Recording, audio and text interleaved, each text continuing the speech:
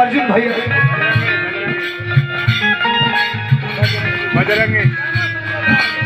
हमारा रामशंकर चाचा जी जाए थे तो वहाँ मेरे पैसा रहल अब न जाने कि हमर का साई बड़े एकदम हमर प्यार में बाधा डालत हवन यही से कहिला क्या कहिलो आंखों में रखते हैं काजल की तरह ओठों पर रखते हैं मुस्कान की तरह आंखों में रखते हैं काजल की तरह ओठों पर रखते हैं मुस्कान की तरह आप मानिए चाहे मत मानिए आपको मानते हैं हम भगवान की तरह काहे को माना करे तारा के हम कौन मानी अरे कोई आए इस दिल में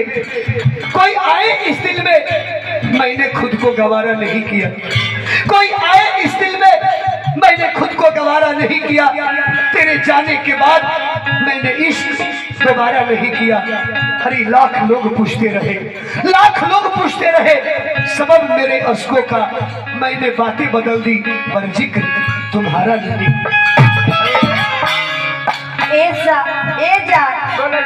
ए सोना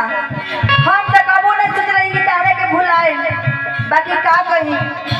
तारा से हम बहुत प्यार करते रहे सजावल हमर सपना सब चूर हो गए सजावल हमर सपना सब चूर हो गए जेकरा के अमृत जन्नी उधर हो गई पता न खाता भर की केवल कसूर हो गई आज के गोदिए में रखने हमर नजरिए से दूर हो गई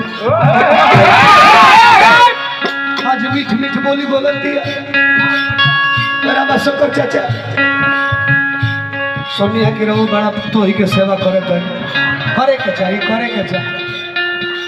ए भाई वह भी बड़ी सकी बुढ़ापा में हो सेवा करी है से आज का हो तो पेंशन पाइला का पेंशन पाइला नहीं जरूर अब पेंशन पावत हो खब पेंशन पावे ससुर के